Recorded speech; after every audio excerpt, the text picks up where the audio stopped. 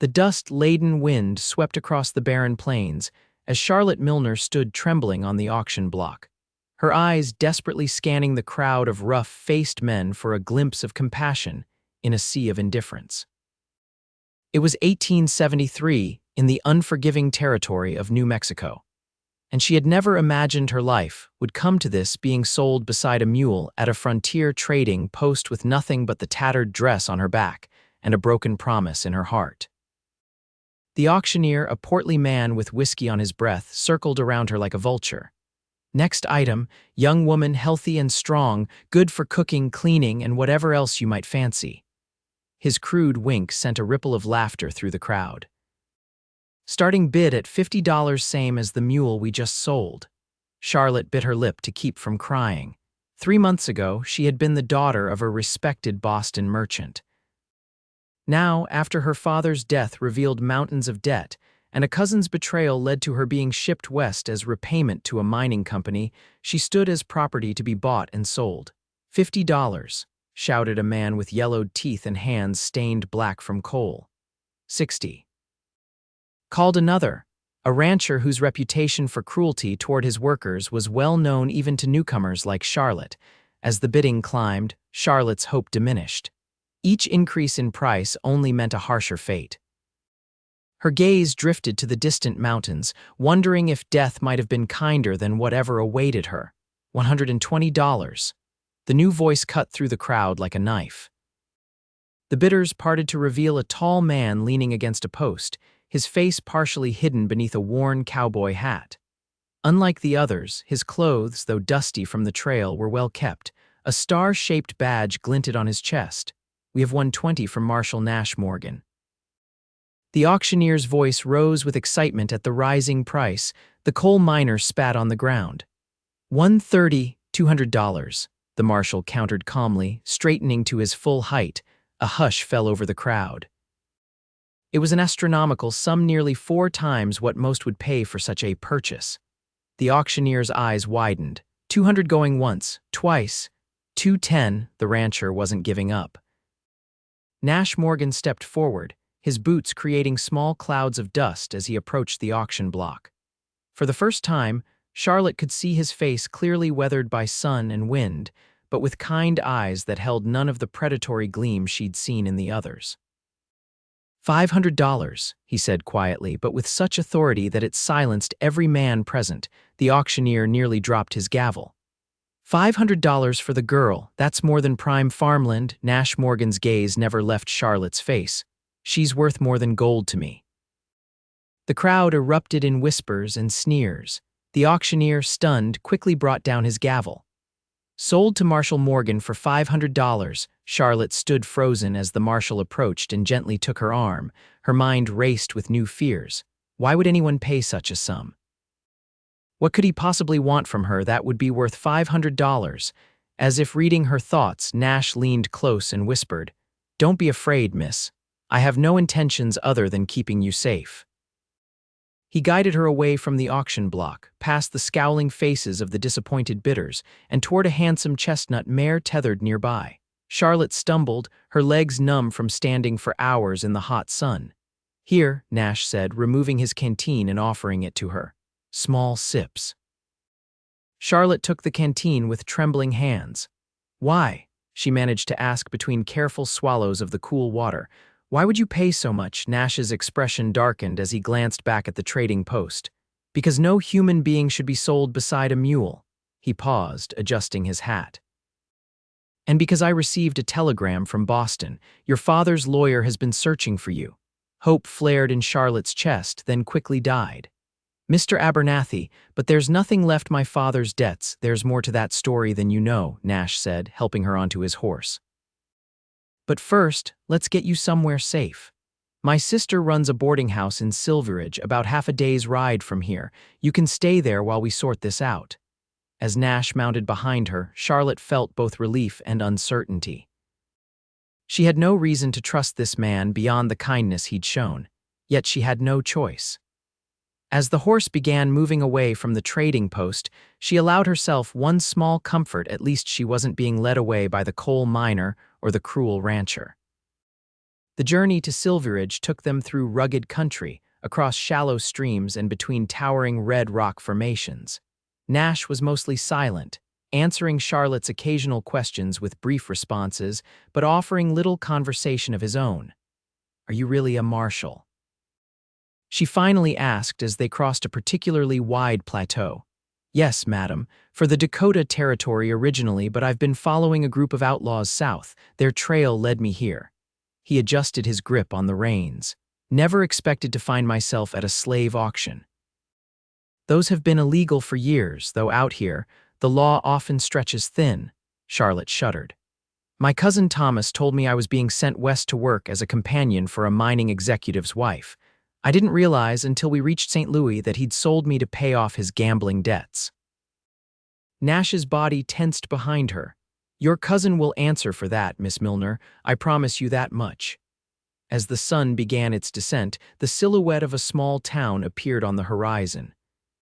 Silveridge wasn't much to look at: a single main street with wooden buildings on either side, most showing signs of hasty construction and minimal maintenance. Yet compared to the desolation of the trading post, it looked like paradise to Charlotte. Nash guided his horse to a two-story building with a hand-painted sign reading Morgan Boarding House. Before they could dismount, the door swung open, and a woman with Nash's same dark hair and determined expression stepped onto the porch. "Nash Morgan, you've been gone 3 weeks without a word." "I was about to send a search party," she stopped short when she noticed Charlotte. "And who might this be?" Nash helped Charlotte down from the horse. "Cora, this is Miss Charlotte Milner from Boston. She needs a safe place to stay. Charlotte, this is my sister, Cora." Cora's expression softened immediately. "You look half-starved, dear.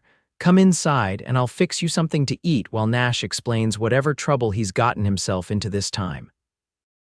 The interior of the boarding house was modest, but clean, with simple furniture and faded curtains that someone had tried to brighten with ribbon trim. Cora led Charlotte to a table in the small dining room and disappeared into the kitchen, returning moments later with a bowl of stew and fresh bread. Charlotte hadn't realized how hungry she was until the food was in front of her. She tried to eat slowly and maintain her manners, but after days of meager rations at the trading post, her restraint quickly abandoned her. Nash sat across from her, his hat on the table beside him, as he quietly explained the situation to his sister. Charlotte caught fragments sold at auction. $500, lawyer in Boston, but focused mainly on her meal until she felt human again. When she finally looked up, both Morgans were watching her with concern. "You'll stay here," Cora said firmly. "We have a room upstairs that's vacant. It's small, but it's yours for as long as you need it." "I can't accept charity," Charlotte replied, the pride her father had instilled in her resurfacing. "I'll work to earn my keep." Cora exchanged a glance with her brother. "If you insist, I could use help around the boarding house. My usual girl left last month to get married." "It's settled then," Nash said, rising from the table. "I need to send some telegrams and speak with the sheriff here. I'll be back by morning." As he turned to leave, Charlotte caught his arm. "Marshal Morgan, thank you. I don't know how I'll ever repay you." Something flashed in his eyes, an emotion Charlotte couldn't identify before he nodded and gently removed her hand. "Get some rest, Miss Milner. Tomorrow will be a new day." After Nash left, Cora showed Charlotte to a small but tidy room on the second floor. There was a narrow bed with a patchwork quilt, a washstand with a pitcher and basin, and a three-legged stool beside a window that overlooked the main street. "It's not much," Cora apologized, "but it's safe." "It's perfect," Charlotte replied sincerely. After the horrors of the past weeks, this simple room felt like a palace. Cora hesitated at the door. "My brother doesn't usually involve himself in other people's affairs unless it's official business. Whatever brought you to his attention must be significant." Charlotte looked down at her hands. "I think he just happened to be in the right place at the right time." Cora's expression suggested she didn't quite believe that, but she didn't press further. "Well, there's a washroom at the end of the hall. I've left a nightgown and some clean clothes on the bed that should fit you well enough until we can get you something proper." After Cora left, Charlotte sank onto the bed, the events of the day crashing over her like a wave. She was safe at least for now, but her future remained as uncertain as ever. Even if Nash's telegrams reached Mr. Abernathy, what good would it do? Her father's estate had been liquidated to pay his creditors. There was nothing left for her in Boston. She washed her face and hands in the basin, changed into the borrowed nightgown, and climbed into bed, expecting sleep to claim her immediately. Instead, she found herself staring at the ceiling, replaying Nash Morgan's words at the auction. "She's worth more than gold to me." Why would he say such a thing? He didn't know her. He had no reason to value her at all, let alone above gold. Yet there had been something in his voice, a conviction that suggested he meant every word. Charlotte finally drifted off to sleep with the image of kind eyes beneath a cowboy hat floating in her mind. The following days established a routine. Charlotte woke early to help Cora prepare breakfast for the boarders, mostly traveling salesmen and the occasional cowhand passing through. Afterward, she cleaned rooms, washed linens, and assisted with whatever tasks Cora assigned. The work was hard but honest, and Charlotte found herself grateful for it. Each completed chore felt like reclaiming a small piece of her dignity. Nash returned as promised the morning after the auction, but his visits became sporadic as he continued his pursuit of the outlaws. Each time he appeared at the boarding house, he brought news Mr. Abernathy had indeed been searching for Charlotte and was relieved to know she was safe. Investigations into her cousin Thomas's activities were underway. The trading post owner who had conducted the illegal auction was now in custody. Charlotte found herself looking forward to Nash's visits more than she cared to admit. There was something about the quiet Marshal that drew her, perhaps his unwavering sense of justice, or the gentle way he spoke to her, always with respect, never with the condescension she'd grown accustomed to from men.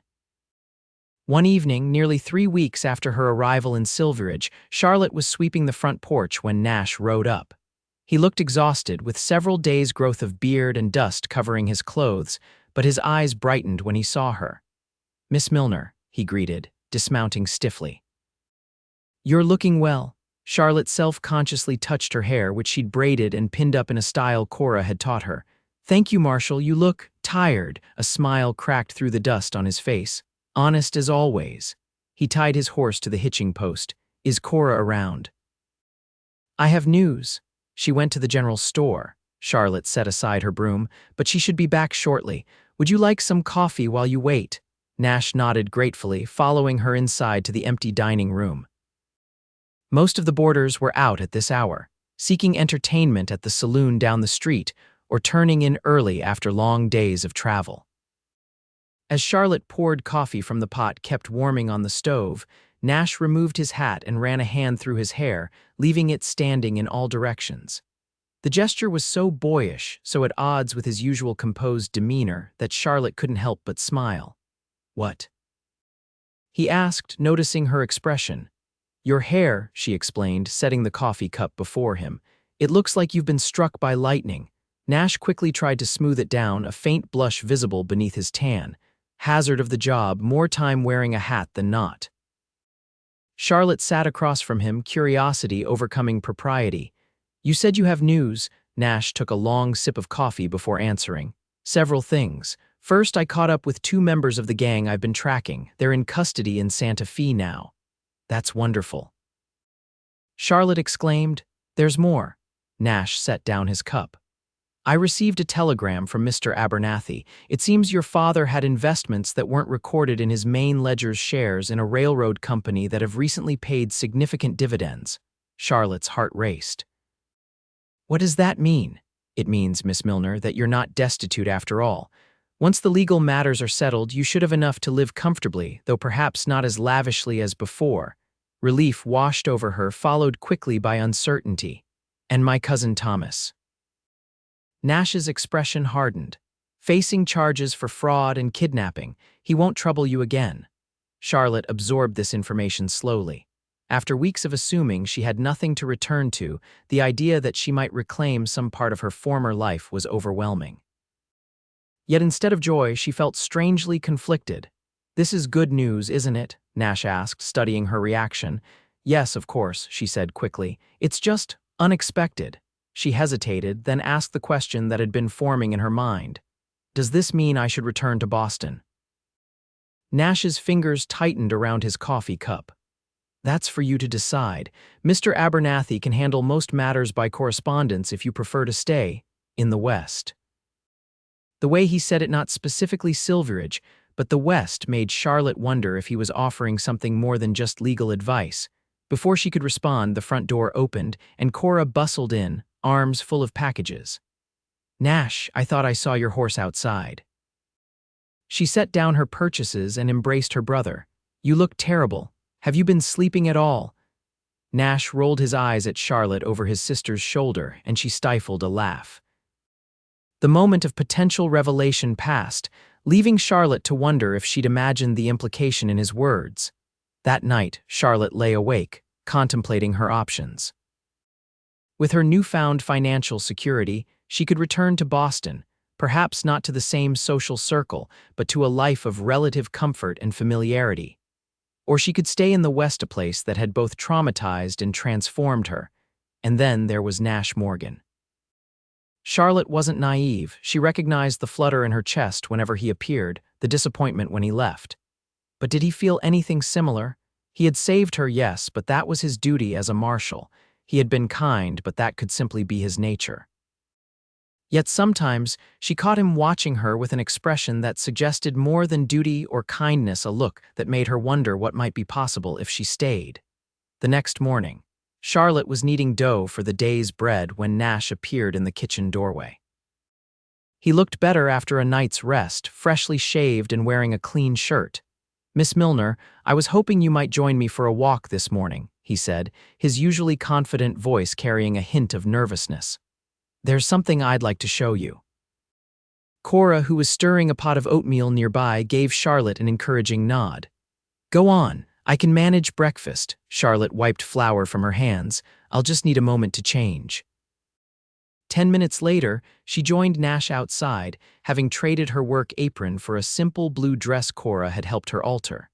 Nash offered his arm and they set off down the main street of Silveridge. Where are we going?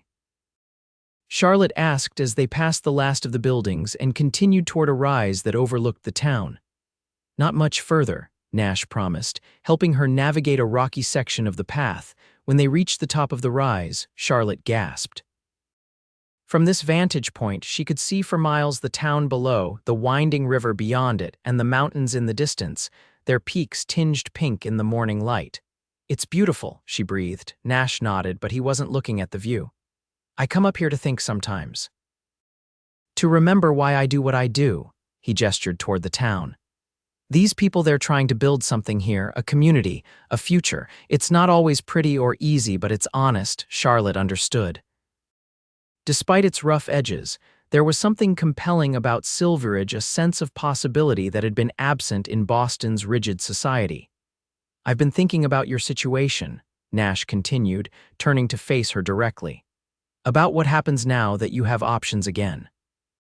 Charlotte met his gaze. Have you? I know Boston is your home. I know you've been through a terrible ordeal out here. No one would blame you for wanting to leave all this behind. He paused, seeming to gather his courage, but I hope you'll consider staying. Because of my help at the boarding house, Charlotte asked, her heart pounding. Nash shook his head.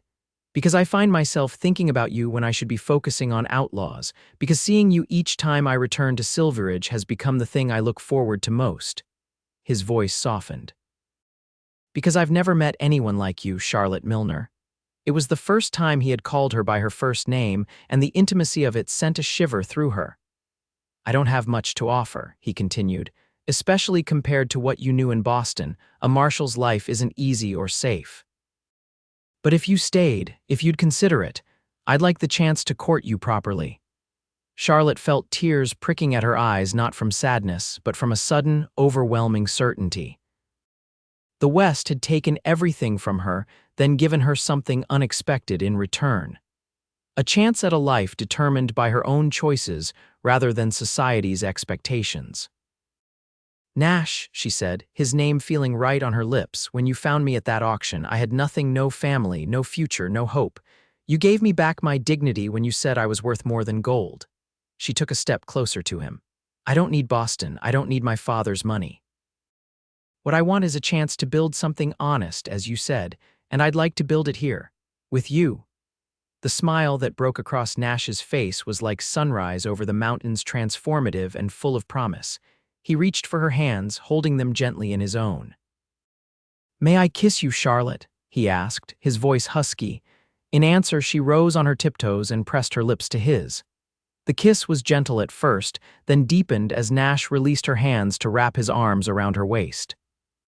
Charlotte felt as though something long dormant inside her had suddenly bloomed to life. When they finally parted, both slightly breathless, Nash rested his forehead against hers. "I should warn you, Cora will be insufferable when she finds out. She's been trying to match me with every unmarried woman who passes through Silveridge for years." Charlotte laughed. "I think she's been dropping hints to me as well. Just yesterday she mentioned how fine a family man you'd make." Nash groaned, but his eyes were bright with happiness. "She's impossible. She loves you," Charlotte said simply. "As do I." The words slipped out before she could consider their propriety, but seeing Nash's expression, she couldn't regret them. He looked at her as though she had just handed him the most precious gift imaginable. "I love you too, Charlotte," he whispered, caressing her cheek. "I think I have since I saw you standing on that auction block, refusing to be broken by circumstances that would have crushed most people." They stayed on the hilltop for a long time, talking about possibilities. Nash had been considering settling in one place after years of chasing outlaws across territories. With the railroad expanding westward, Silveridge was growing. It needed a permanent sheriff, not just the elderly deputy who currently handled minor disputes. "And what would I do in this future?" Charlotte asked, leaning against his shoulder as they sat side by side. Nash considered. "Whatever you wish. You could continue working with Cora, she'd be lost without you now, or perhaps teach.